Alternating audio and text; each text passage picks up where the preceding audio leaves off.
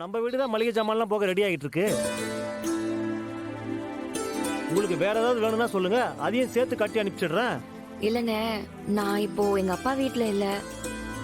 நானும் இவரும் தனி கொடுத்துடும் வந்துட்டோம். இந்த விஷயம் எனக்கு தெரியாதே. அப்ப தனியா மளிகை சாமான் வேணுமோ? ஆமாண்ணே. அப்புறம் இன்னொரு விஷயம். சொல்லுமா. நான் வீட்ல இந்த கேட்டரிங் பிசினஸ் பண்ண போறேன். அதுக்கு மளிகை சாமான்லாம் கொஞ்சம் அதிகமா தேவைப்படும். சரி. அதுக்கான பணத்தை உங்ககிட்ட உடனே தர முடியாது. அதனால இப்போ கொஞ்சம் கடனா கொடுத்தீங்கன்னா இந்த மாசத்துல வாங்குற ஜாமானுக்கு அடுத்த மாசம் முதல் வாரத்திலே நான் பணத்தை கொடுத்துறேன்.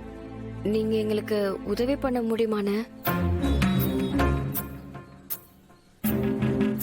என்னம்மா நீ இப்படி கேக்குற? தர முடியுமான்னு கேட்கலாமா? நீ ரகுராம் ஐயாவுடைய பொண்ணுமா? உனக்கு தராம நான் வேற யாருக்குமா தரப்போறேன்? கதிர் தம்பி, நீங்களே சொல்லுங்க, எவ்வளவு வேணும்னாலும் வாங்கிட்டு போங்க.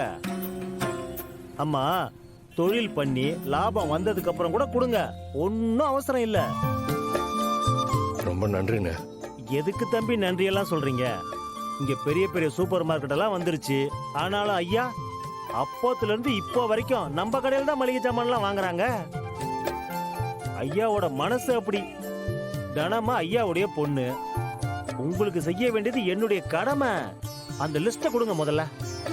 இந்தாங்க. டேய் தம்பி, இந்தா, இது எல்லாமே நம்ம ஐயாவோட ஜாமான் லிஸ்ட். எல்லாத்தையும் எடுத்து கட்டி வை. சரிங்கம்மா. நீங்க வாங்கிட்டு போறீங்களா இல்ல கொடுத்து அனுப்பட்டுமா? ஆஹா, இல்லண்ணே, நானே இருந்து வாங்கிட்டு போயிடுறேன். சரிங்கம்மா.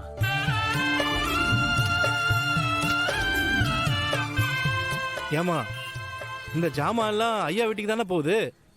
இந்த பில்லையும் சேர்த்து விட்டுட்டா ஐயாவே பணம் கொடுத்துட போறாரு. ஐயோ, அதெல்லாம் வேண்டாங்க. நான் தனியா பிசினஸ் பண்ண போறேன்.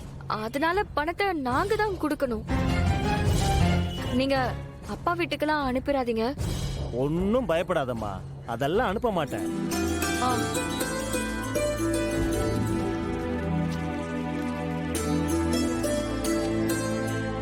அண்ணே, அந்த தொகையை எழுதி வச்சுக்கோங்க.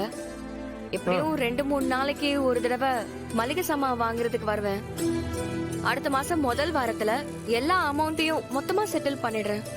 அதெல்லாம் பாத்துக்கலாமா, நீங்க பொருளை வாங்கிட்டு போங்க. அது மட்டும் இல்ல, உங்களுக்கு இன்னும் வேற என்ன வேணுமோ ஒரு போன் பண்ணி சொல்லுங்க, பையன்கிட்ட கொடுத்து அனுப்பிச்சிடுறேன். நீங்களே இவ்வளவு தூரம் வரணும்னு அவசியம் இல்ல.